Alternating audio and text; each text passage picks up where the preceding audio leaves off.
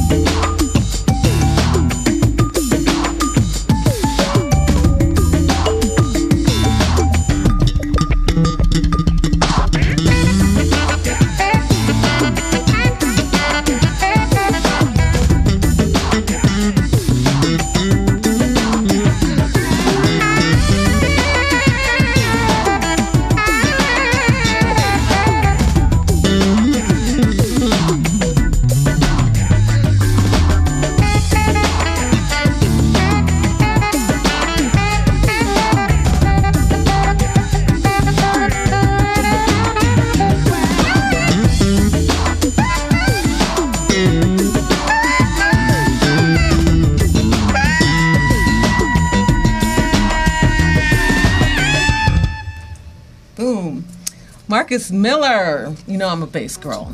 So, yeah. Marcus Miller. That was Scoop.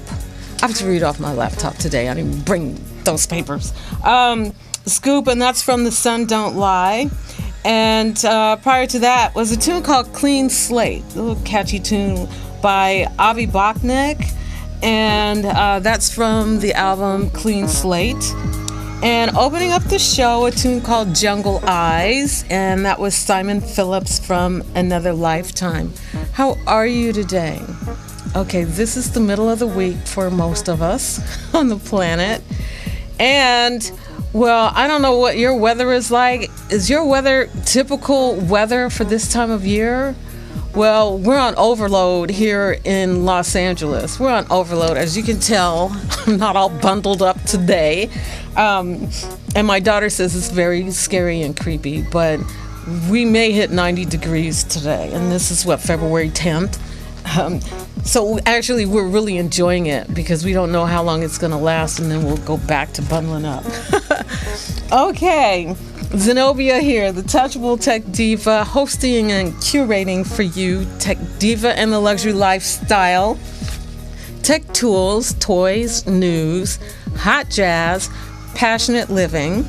And today's passion is going to talk about all the passion around Super Bowl. So I'm going to do a download from my POV, my point of view, about Super Bowl. And also the Grammy Awards are coming up next week. And so I thought I would spend a little bit of time on the Grammys and on the Super Bowl. Okay, so you know Super Bowl is going to be from a tech standpoint from me. So just some really cool facts and figures that I found really, really interesting about the Super Bowl. But before I get into that, I'm going to do that a little bit later. And I'll have a few graphics for you, so I'll let you know when I start talking about Super Bowl, then you can maybe take a break from your work, because remember I say this is a work show. You can do your work while I talk in your ear.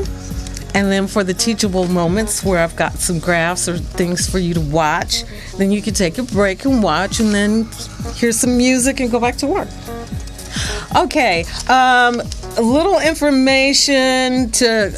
Actually, I hope it makes you feel comforted. It made me feel a little bit better when I saw how much money is being put into this. But you know that I'm not on a rant, but I spend a lot of time on shows talking about cybersecurity because it directly affects us. And we want to know if somebody's doing anything about it. The big deal for me was people need to pay more attention. These companies need to pay more attention when I read that one of the 3 major credit reporting bureaus was hacked. Now, to me, that should never happen because that so much influences our lives and our lifestyles. You know, the credit reports and the FICO scores and this, that, or the other, and we're like slaving ourselves trying to keep these like really good so that we can, you know, have some of the things that are outside of just basic survival. Like a nice house that you really like to be in, or a nice car that you feel comfortable in driving. And maybe go on a vacation. Like I finally went on a vacation after I don't know how many years to Belize last summer. So you can get a peek at my slideshow and me on vacation if you go to techdivatv.com, and there you'll see a list of shows, okay, of my shows, repeats. And you should find the show. It's somewhere around July 14, 2015. And it should have something about Belize on there. And you can kind of get a glimpse of me on vacation. And that was really fun. So, you know, I was really glad that I was able to finally go off the shores of the United States of America and went to Central America. Anyway, you know, so I'm like, okay, these companies have to really, really batten down the hatches, put some money into our security and the security of our data that we put in their hands, or it goes in their hands whether we like it or not, with the credit reporting agencies. So I got an email the other day, And it said the cybersecurity market is worth $170.21 billion by 2020. Okay, that was in the subject, and I said, oh, let me open this one up. And this is from an organization called marketsandmarkets.com. And I always used to get caught in my spam box. So a couple of times I decided, well, I'm just going to take a chance and see if it's really spam or if it's anything that might be interesting, because the subjects were so interesting. So I whitelisted it. Okay, that's why I did a show on what whitelist means. And basically, real quickly, whitelisting means that if there's an email that comes through that you do in fact want to look at, but it gets trapped in your spam box, then you can actually whitelist it. A lot of the email clients will allow you, have to kind of dig deep in to find where you can actually authorize some of these emails to go through, and it's a list called whitelist. And you can actually preload your whitelist with website addresses, with emails that you already know that you want to go through, so they'll be on the whitelist list. Anyway, so I decided to look at the markets and markets, and it turns out they have a lot of statistics and a lot of really good information. So let me just tell you a little bit. It made me feel better that at least there's money going into cybersecurity, and it might be something worth you if you people are some of you are investors in stocks, that there's some companies that you could take a look at that are actually in this space, because it's a growing space. I in fact had told my niece, who she recently graduated from college, but before she graduated, she worked for a major bank. She interned for a major bank in their cyber fraud department, and she said at first that that's where she wanted to take her career. So I think it's going in a different direction, but she had the right idea, because that's a major career area, and that's all part of reinventing our economy in a different set of jobs and careers, because rest in peace, a lot of the ones that we've relied on are gone forever. So we have to reorient our thinking. And this is on a global level also. I'm not just talking about the United States, because major powers, major nations, they're going to have to do the same thing. You know, they're running into the same thing. And a lot of the developing countries, in my opinion, have a lot easier way of making the switch, because they're not invested in a lot of these old industries, old technologies. So that's my 2 cents on the economy of the world. Okay. But anyway, so here's what marketsandmarkets.com has to say about the cybersecurity industry. Okay, according to a market research report, cybersecurity market by Solution, a company called Solution, the global forecast for 2020, it's published by marketsandmarkets.com. No spaces, no underscores, just marketsandmarkets.com. The cybersecurity market has been segmented into cybersecurity solutions and services. Now, this is where something begins that sticks. You know it's going to be around when they start segmenting and they're able to identify individual services and sectors, and therefore create solutions that address those particular sectors. Okay, so now the cybersecurity industry is now segmented. Okay, new technologies are emerging, and many players are investing into new solutions in the cybersecurity market. The global cybersecurity market is to grow from 106.32, I mean, they get it down to the 0.32s, billion dollars in 2015. That was last year. So they started collecting data and aggregating data together in 2015 to $170.21 billion by 2020. Okay, that's around 4 years from now, a bit over 4 years from now. Okay, so from 106 billion to 170 billion in 5 years. Okay, at a compound annual growth rate of 9.8%. Okay, so if some of you are into the numbers and into how these interest rates come about, and how, you know, when you invest, where you want to look to for numbers like a company that's growing at almost 10%, that starts to wake you up, or at least it gets my attention and I pay attention. Okay, so that's a big jump. Now, it was already at 106 billion, the cybersecurity market. So, you know, I kind of get on some of the companies for not utilizing them, but there are a lot of companies that we just don't hear about that are in fact utilizing cybersecurity solutions for their company. Which, by the way, you know, I bring this up not only in terms of you being proactive about securing your own data and your own lifestyle and your own presence on the internet, but know that companies that you're dealing with, that because this is all about building confidence and trust. And to companies, it equates to dollars, to money, and to profitability.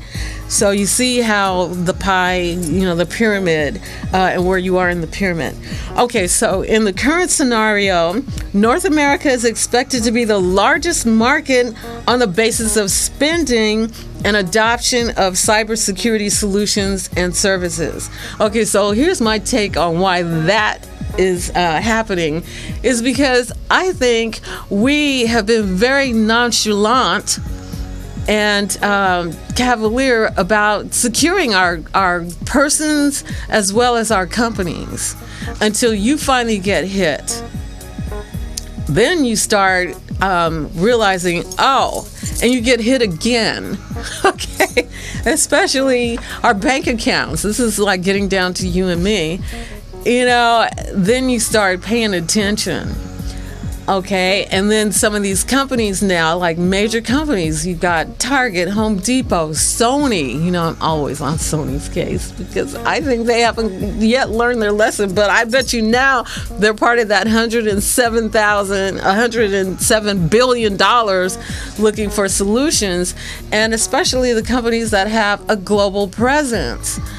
Okay, so because it doesn't just get contained to just one set of clients or one set of companies or sectors within your company, it goes all over the place. Okay, so Markets expects North America to retain its position as the highest revenue generator for the cybersecurity market. So that says here in North America, we're going to spend a lot of money on these solutions. Okay, so yeah, because we have a lot at stake. Okay, during this forecast period, that's between 2015 and 2020, and 2020 is going to be here in no time. Okay, that's already 2016 and into the middle of the first quarter. So here we go. We're on a roll here. Okay, so while significant revenue growth is expected from Latin American and Asia Pacific regions, so we're not by ourselves, but we're just the leaders there. Okay, so here's information if you're one of those that likes to snoop around and see what stocks are doing, or if you even want to think about investing. Here's some of the companies that are the key players. IBM Corporation. Okay, so now I talked about IBM a little bit before because they're, well, I won't call them the data goddesses, but they know how to analyze data. So that makes a lot of sense that they would be in that space. Cisco Systems, Intel, Lockheed Martin, Northrop Grumman, Trend Micro, Symantec. Okay, Symantec, of course, makes antivirus software. And Computer Sciences Corp, Booz Allen Hamilton, and Sophos. Okay, I don't know Sophos, but just looking at those companies, You've got the data companies.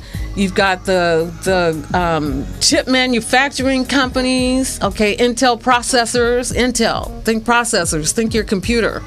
Okay, they're jumping in. You've got Lockheed Martin. That's aerospace. So you've got aerospace jumping in. They're investing money into this because the stakes are very high for them in just their own industry sector, and then for all of us all together.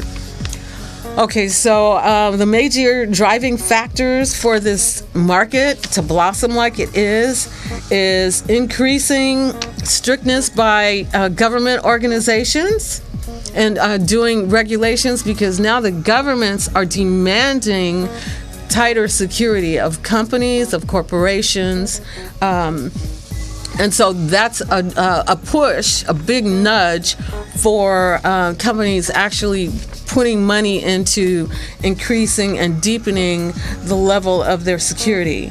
Okay, and how these cyber threats are evolving. Okay, so, and as I mentioned, it's forcing organizations to focus more in this area. Thank goodness. Okay, thank goodness. Also, increasing mobile data usage, cloud usage, and digitization contribute to increasing cybersecurity awareness. Okay, that's because what are we doing? We're spending a lot of time on mobile. We're processing our banking on our mobile phones and paying our bills. So that demands the height of security, as well as watching videos, watching movies. And all of what we do is driving these companies, cloud companies, the banking industry, all these data storage companies that are now feeding and storing all this data that we're looking at and that they're churning out to us. And it's all got to be secure. So that's we're a big driver of why this is happening, okay? In terms of our usage, not that we, get on their case about protection, but because we're using these devices more and more. Okay, so increasing scope of BOYD, which is bring your own device, because now a lot of companies are allowing their employees to use their own devices for work. And that's a scary thought, because that kind of blows out whatever the company's security measures have been on just the devices that they supply their employees. And now they got to figure out a way to secure your device. Okay, so that's also a big driver now also. Okay, but what happens now because of this big demand? There's a talent shortage. Okay, so lack of talented security professionals in organizations is one of the major problems that have to be tackled. So, and that was the very last line of this article. And yes, they need people. So to me, I no longer want to hear Silicon Valley say they don't have enough talent and enough engineers. I no longer want to hear that. Okay, and actually I really haven't heard that much, although I do see where they're still requesting that the H-1B status, that is the immigration status for professionals who they can't find to fill jobs that are here in this country. They're still holding on to that. So there are so many out-of-work engineers and systems analysts and systems management people that I hope that now that trend has changed and they can now find employment, even though they do have to retool into this area. And that's a big thing about training. So a lot of these companies need to be spending more on training of people and reoriented even some of their own employees within their own companies. Okay, so now you got my 5 cents worth. But just know that, and it made me feel a little bit better that there is some time, money, and energy being put into our cybersecurity. Okay, stop talking. Let's hear some more music. Zenobia here, the Touchable Tech Diva. I'm making this cybersecurity tech touchable for you because it will affect your life, and we need to have you more efficient so you have more time to do your passion. Okay, great. I'll be back in a little bit. Bye.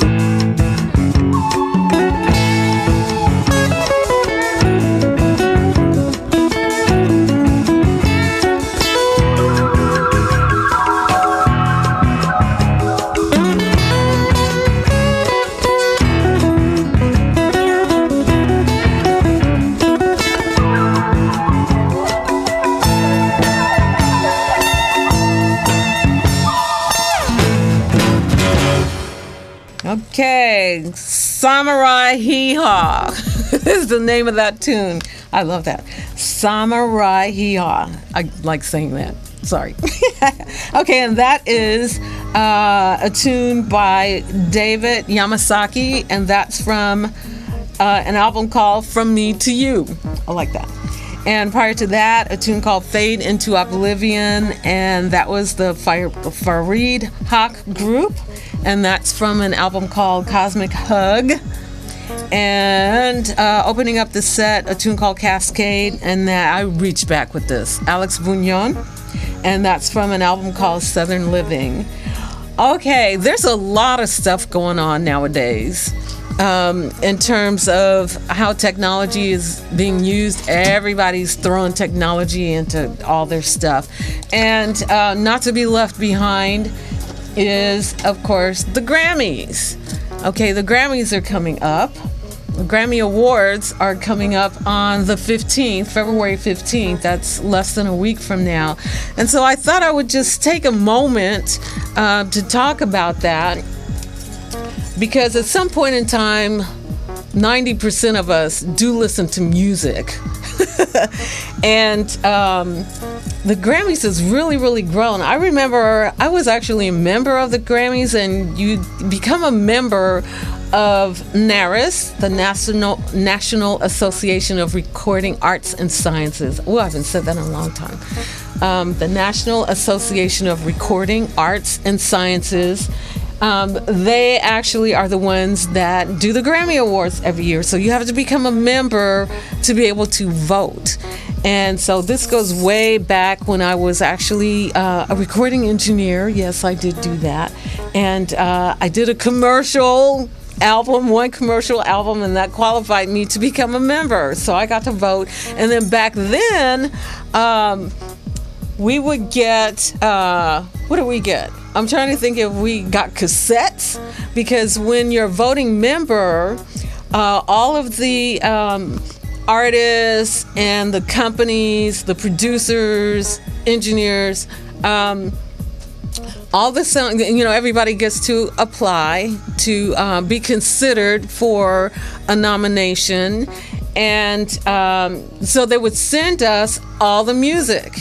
Okay, they would send us all the music that was out to be considered. Okay, that was submitted. Okay, it's kind of like how the Oscars are done as well. They get to go to all the movies for like $2, or I think now they send you the movies. Before, you used to get movie tickets, you would go to the actual theater and watch the movies on the big screen. They may or may not do that now. I haven't really followed that. But back in the day when I was a member, we would get sheets every month, and then we would just check off the ones that we wanted to get and that we wanted to listen to. So I checked them all. So a box of stuff would show up. Actually, it goes back. I'm just remembering this box. I think I got actual black vinyl records back then, because I was still using my turntable before my children turned it into a big coaster with their drinks. I used to tell them, don't put your stuff on my turntable. It was like a $2,000 turntable. No, not coaster stuff. Okay. So anyway, and then we got into, they would actually send us CDs.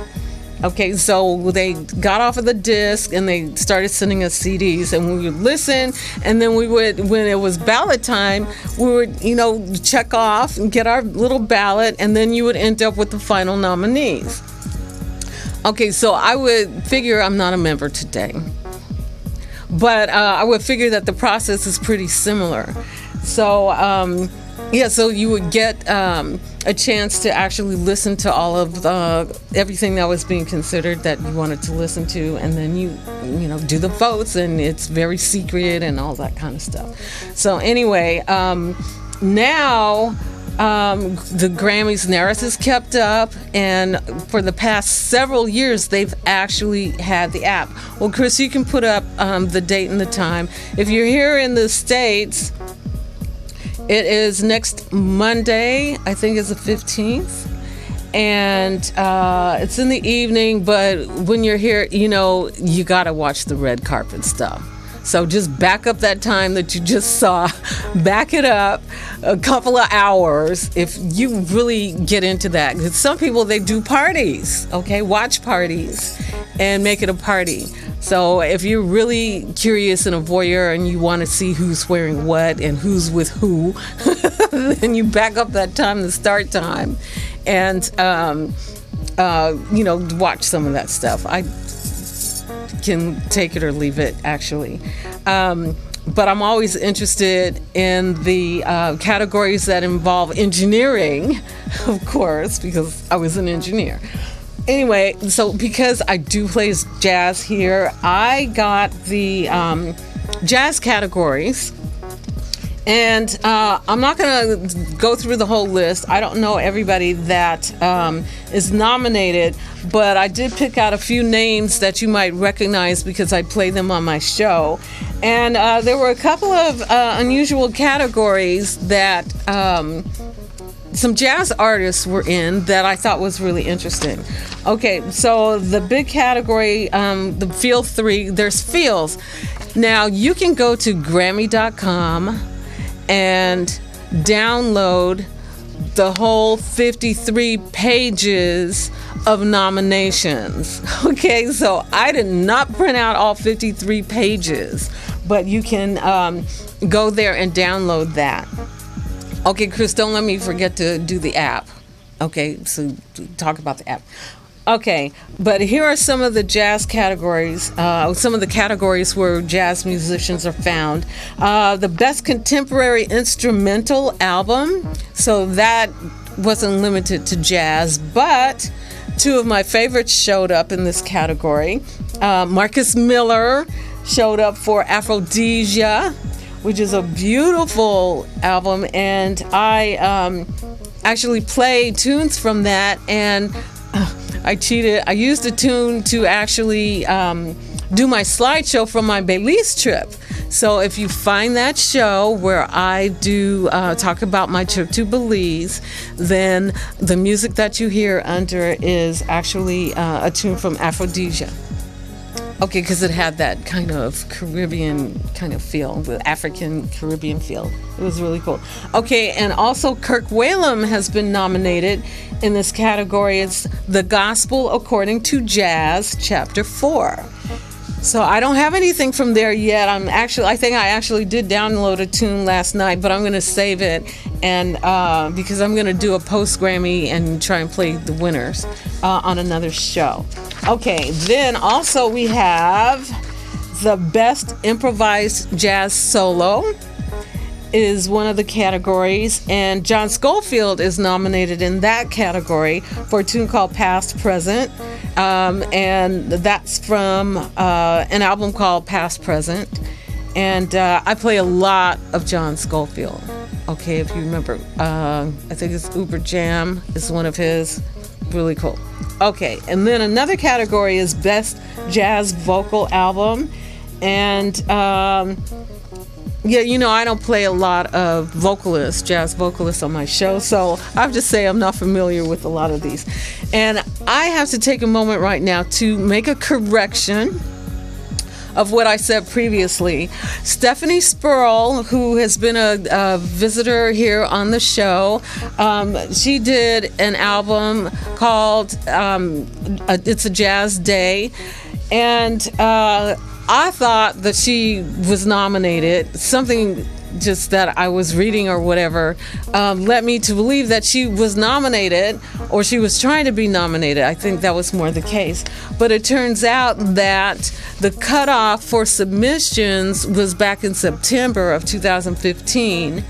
Yes, because there's a cutoff. They don't go up to the last second for submissions. So you had to have had your submission in by sometime during September. And Stephanie's album came out in December around Christmas time. It was out, so I misspoke. I take it back.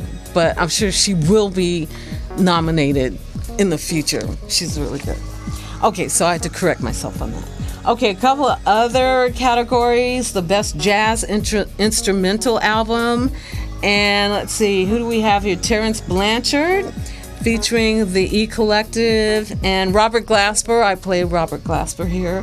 A tune called, the album is called Covered, recorded live at Capitol Studio. So that's a live album. I'm going to have to grab that. And again, past present, John Scofield. So hopefully some of our guys that we listen to will win. Okay, the best large jazz ensemble album, we've got Gil Evans' project, and I'm so glad to see Gil doing a lot of stuff. Even today, you know, he goes back to the days of collaborating with Miles Davis a lot. Okay, and then Arturo O'Farrell, I think I played from some of his. Cuba, The Conversation Continues. Arturo O'Farrell and the Afro-Latin Jazz Orchestra. That sounds really fun. I'll have to find that one too. And Best Latin Jazz Album. And we've got the Rodriguez Brothers. I think they play a lot around Los Angeles. And some other great folks. Really cool. And then Best Arrangement. This is one of those that is a crossover category. Best Arrangement, Instrumental or a cappella. And we have here, who did I see here? Bob James. Okay, Bob James. He's fabulous as a solo artist, but he worked with Foreplay, Harvey Mason and the group in Foreplay. And Nathan East. Actually, this is Ghost of a Chance, and it's Bob James. He did the arrangement, but it's Bob James and Nathan East, bass player. So that should be fun. And the other category is Best Instrumental Composition. And again, that's the Afro-Latin Jazz Suite, Arturo O'Farrell. And any more jazz folks? No more jazz folks there. Anyway, so that kind of gives you an idea of if you're an avid jazz lover, that jazz is very well represented at the Grammys.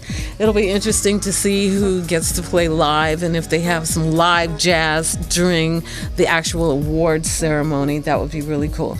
Okay, a little bit more music, and then I'm going to get into my whole Super Bowl rant and rave. And oh, thank you, Chris. He did remind me that as I mentioned, the Grammys, NARAS, they stay on the edge. So, and I've mentioned that they've had an app for a few years. So Chris is going to put up the screenshot of the app. So you go to your app store, okay, whether you're on Android or iOS, and you can download the app. And what? You don't have it? That's it. Okay, I had to help Chris find the screenshot. This is a screenshot from the app that I took on my phone. It's the 58th Grammys, and there's the and so you see it says check back here on Monday the 15th. I'm trying to see this from far away. For behind the scenes live of the red carpet and their whole second screen, okay, that's what they're calling second screen experience during the telecast. Okay, so you can take that down, Chris. So I guess you don't get to see it live on your phone, but you get to see everything else that's going on during the live, and that's what they're calling the second screen. This has now become what they call the second screen. The first screen is your TV or your cable. You know, if you're watching it on cable, that's the first screen. So now this is the second screen, or your tablets, and so they're going to allow you to watch all the red carpet stuff and all of the interviews. And of course, now they have people there. Now in a lot of these award shows, they have people that are dedicated to watching all the tweets and watching all the Facebook posts, and they talk about them and they ask you to get engaged and all that kind of good stuff. So so you'll get to be watching the second screen on your second screen. Okay. All right, let's do a little bit more music here. Zenobia here, the Touchable Tech Diva. Tech tools, toys, news, hot jazz, passionate living here at Tech Diva and the Luxury Lifestyle. See you in a bit.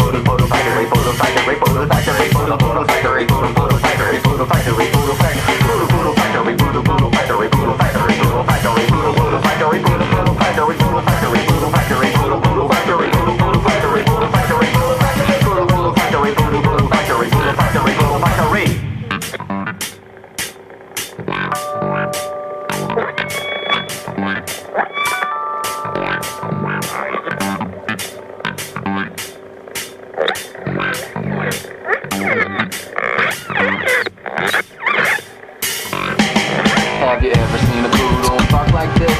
Bark, bark, bark, bark, bark. Take it to the park and let it bark. Bark, bark, bark, bark.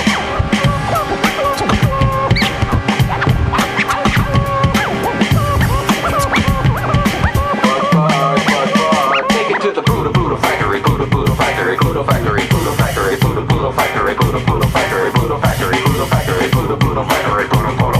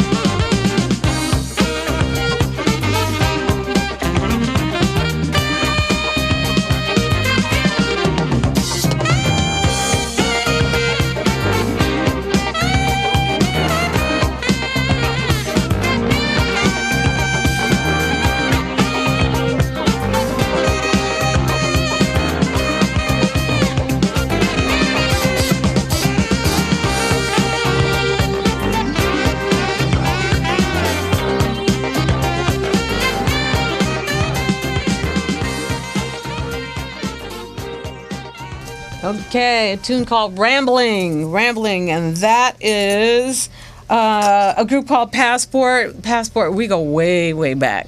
But this is a new kind of funky little tune. It's from Blue Tattoo. And prior to that, well, Poodle Factory. I had to throw some fun in this. Okay, Poodle Factory, Garage Mahal is one of my steadies.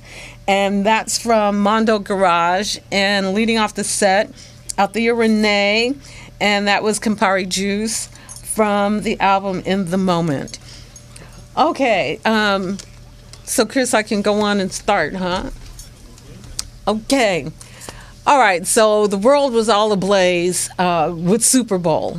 Okay, this past Sunday. Well, a lot of life stopped. I actually, for a change, got to get someplace to watch it at a friend's house before the game started. Usually I'm rushing around doing a bunch of stuff and I don't get anywhere until halftime. So I actually got to settle down and get there. And of course, my thing is to see, what kinds of technology stuff is happening. And yeah, kind of watch the commercials. The commercials, I must have missed some because some of them were just okay. And there were a couple of outstanding. I'm not going to go into any of that stuff, but I'm just so enamored of the data. Okay, so here's some data. I got a few pictures to show you guys, so if you want to look up every now and then, and a couple of them are really fascinating. Okay, so now I talked about before how it was $5 million for 30 seconds. Okay, $5 million for a 30-second commercial, and I already went through how there were some 15 minutes, there were some 5 minutes, there were, different lengths, but the idea is that they want to sell it out. And actually, I haven't read it that it's sold out, but I'm guessing that it they did well. Okay, they did really well. So I found this article, I'm always reading constantly. I have no life, no. From Mashable.com. So Mashable.com did this article on the 7th, a few days ago. That's when I printed it out. It's called What You Can Buy Instead of $170,000 a Second Super Bowl Commercial. Yeah, so whatever the $5 million is for 30 seconds, they broke it down to $170,000 a second. Okay, so here's a graphic. Here's an infographic. Hopefully you can kind of read it. But then you can go to Mashable and look at it. What your commercial could buy. Okay, so this is Mashable.com. Time, it's a precious commodity that is at its most valuable with loved ones, exploring the world, working on a passion project. No, none of that. Time is at its most valuable in 30-second increments during the Super Bowl. Okay. How valuable? Try $170,000 per second. Okay, Super Bowl 50 has drawn a new record for ad rates, with each 30-second spot going for $5 million. Okay, so I told you that before. That's a lot of cash just to get your attention, just to get you and me, get our attention in between bites of 7-layer dip. But what else could you really do with that money? The folks at GoCompare.com, that's GoCompare, compare.com, have a few ideas. Okay, so this is GoCompare's infographic about what you could do. Now, we can all think of something that we would want to do with $170,000 a second, right? Okay, but here's what they're saying. Okay, 130-second Super Bowl halftime ad, $5 million. 2,500,000 bars of Snickers. Okay, so 2.5 million Snickers bars. That doesn't sound like enough for $5 million. That sounds kind of low. But then you get me, and that might be right. Okay, 2 million 8,032 bags of Skittles. Okay. 2.5 million. Okay, so 2,500,460 bottles of Budweiser. Okay, 1 million bags of Doritos. Is that all? Well, I guess with all those Doritos commercials driving the price of Doritos up, I guess you can't buy as many anymore. Okay, and then, for those of us who like to watch video, 52,148 years of Netflix. Okay, so if you're a Netflix viewer, okay, and you're paying your, what is it? I don't know what it's up to now. It was $10 a month. Is it $14 a month or something like that? They've got all kinds of content there. So you could actually, with that $5 million, okay, watch 52,000 years of videos. Okay, and then finally, they have 770,000 gems in Clash of Clans.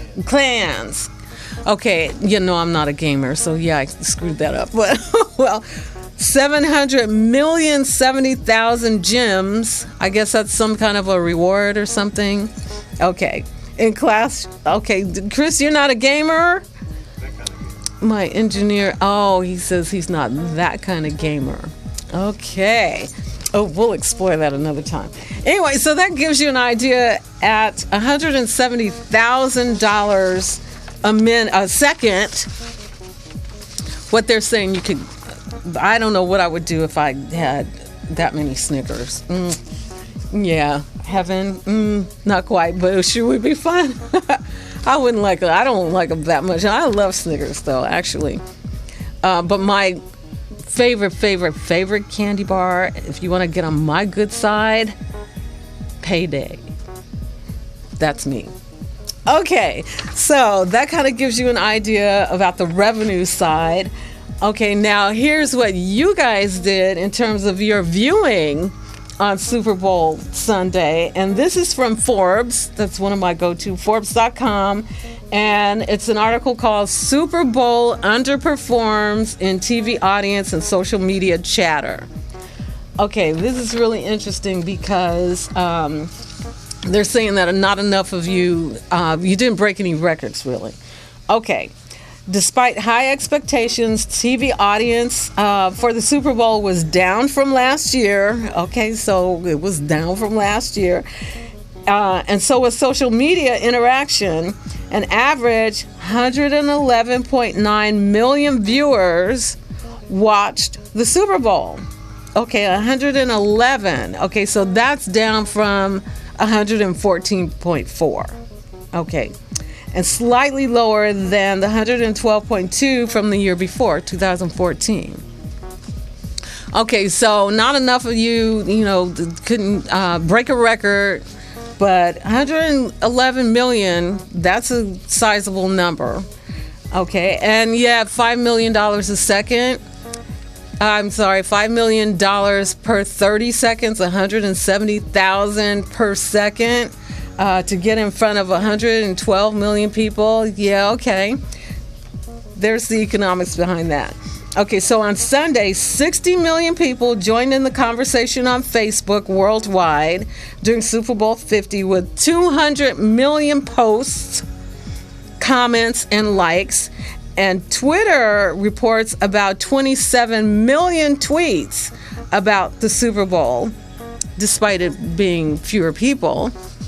Okay, so let's look at, I got Mashable, I love them. I'm sorry, this is Forbes. Forbes, Mashable, I love them a lot because of their data and the graphs and the charts that we get to see. So let's look at the Facebook. I got a Facebook graph of what you guys did on Facebook during the Super Bowl. And so they can actually track what was done and how much at what time. Okay, so here we go. This is the game. Facebook users and interactions related to this game, okay? The first spike is Lady Gaga sings the national anthem. Okay, so that's right at the beginning of the show. That's somewhere around, it looks like 1.75 million activities going on Facebook. Okay, then you guys got up and you walked away, and some of you came back for kickoff because there's a little tiny extra spike there at kickoff time. I love this kind of stuff because they tell you exactly what was going on. And then, okay, so then some of you guys didn't do anything. I guess maybe you were watching the fact that Denver scored really early. And you were actually watching the game instead of doing Facebook. Okay, and then there's a little tiny spike where folks were chattering about the stripping of the ball when Miller strip sacked. You know, they took the ball from Carolina's team. So there was a little tiny spike there. Okay, and then you're just rolling around along, and then halftime came, and you got a huge spike. Okay, so that brought in all the Beyonce fans, all of the Coldplay fans, and all of the Bruno Mars folks. And, you know, everybody, if you don't even like football, then you end up sticking around to watch the halftime. And I have to say, it was very well produced, and it was very good. So you guys were talking about that. I haven't had a chance to it's just too much chatter, so I haven't found out what you guys said. But you were talking a whole lot on social media during that time. Okay, so you're doing like this on your phone and watching at the same time. Okay, then, the next spike is when Peyton Manning got sacked and he fumbled the ball, and it was recovered. That wasn't enough, actually. And then there was another little spike, and then finally a big spike, well, not as big as halftime or Lady Gaga singing, was the final whistle blown. Okay, because it got kind of interesting in the last few minutes of the game. And that's when probably money started changing hands about bets being lost. Anyway, so I found that really interesting. And then just to recap, okay, the first social moment is what they call it on Facebook was Beyonce, Coldplay, and Bruno Mars. They bring the halftime show to a rousing conclusion. That was the biggest spike. And then the final whistle blow, that was the next biggest one. And then Lady Gaga's, and then the kickoff, and then when Peyton Manning was sacked. Okay, you guys did that. Okay, so now I have one for Twitter and what the tweets were about. And, I have to look at this on my phone. Okay, so Twitter shared a neat little tool, and it was an interactive map. Now, I've shown these before. I've done this before. I've forgotten what the topic was, but I think it was about data being transmitted. And it's like a heat map, which is really, really interesting to see, you know, moments and areas geographically of really intense activity. And so Twitter did one of these. And it shows how the halftime show chatter dominated during halftime, even in Broncos and Panthers territory. So, did you put the map up yet? Okay, so Chris is putting up this map. It's really interesting. Oh, I forgot you had to convert it. Okay, so it shows where a lot of the activity is. Oh, I don't have my map. Oh, and the eastern half of the country was the most active. Okay, and here in LA, Southern California area was the next most active. And even this map is really cool because it goes down all the way into Mexico. That on the eastern part and the southern part of Mexico, there was a lot of activity going on there. And but the East Coast all the way back. And that's really interesting because the Super Bowl was in San Francisco. And I guess it was cold on the East Coast. So people were definitely inside and they could actually spend some time doing social stuff. And so if you look, so you can see some areas where it's like pitch black and there was no activity whatsoever. And then, of course, the burst on the West Coast, San Francisco is white hot. LA is almost as white hot, but it's a slightly different shape. And then, of course, if you go back and look east, well, on the West Coast, you can look at Seattle and Portland are more white. So there was a lot more Twitter activity there. And then you can see the little zones as you go across the Midwest to the East Coast. And on the East Coast, you have that whole area from North Carolina on up that is all white, like one area. And so they were like really blazing. Okay, so I just thought that was really, really interesting to see. Yeah, your tweets are being watched, monitored, and analyzed, and geographically, and in terms of where all this activity happens and what time. So you're having an impact, and I won't say that for sure, but it impacts your pocketbook too, because with that data, of course, they try to monetize it as much as possible when they can. And but then at the same time, this is a way to increase capacity also, because with this kind of activities, you want the viewers to have good experiences and not have dropouts, lockups, all that good stuff. So this gives them a really good idea of how much capacity that they have to continue to build in. And they did a lot. They spent a lot on capacity this year for this Super Bowl. And I've got one little quickie I'll do in a little bit about what that means so that you don't have to watch buffering and what they were doing. Okay, I nerded out on you guys on the data there, but it's just really, really cool, interesting stuff. Okay, Zenobia here. Let's have a little bit more music. Oh, I got so much music left. Well, next time. All right, Tech Diva and the Luxury Lifestyle, geeking out on Super Bowl.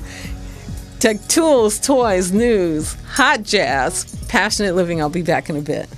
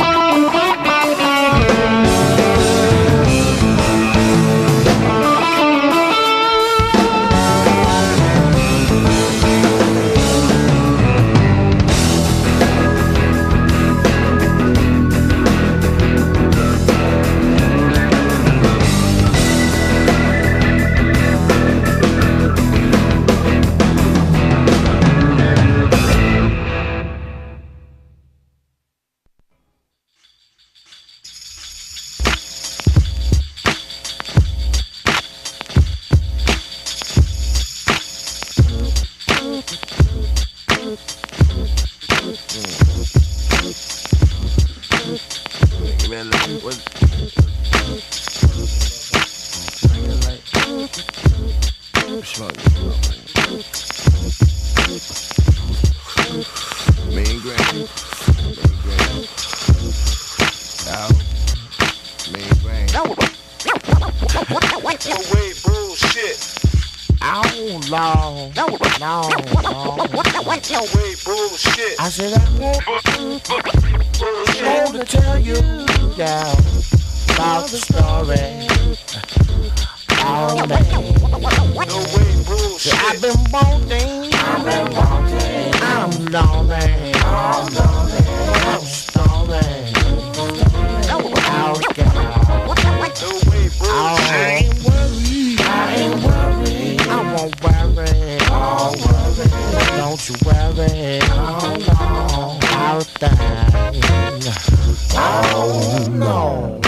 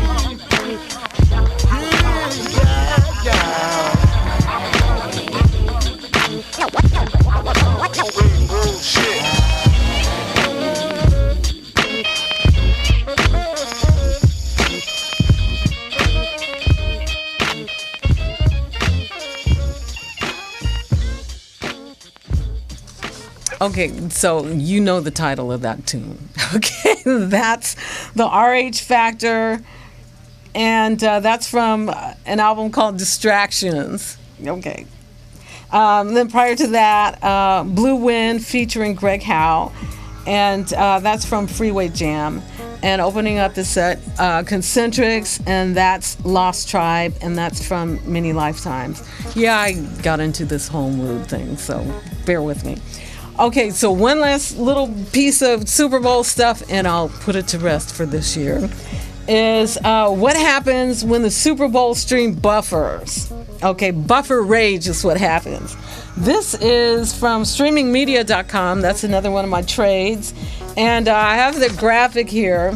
Here's an infographic that shows how you get outraged. Okay, so streaming, it turns out that this buffering, now I did a show already on buffering. Okay, you can go back to me for a second. Okay, on buffering and what buffering means. So if you don't know, the quick definition is when you're playing a video and all of a sudden it stops and you happen to see the little progress bar, or even if you don't see the progress bar,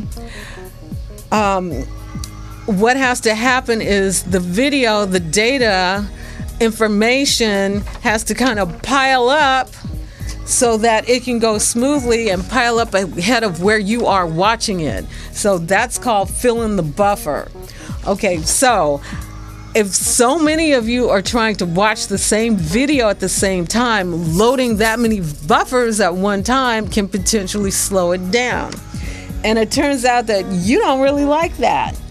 So it says that there, of course, was a survey. You can go back to the picture.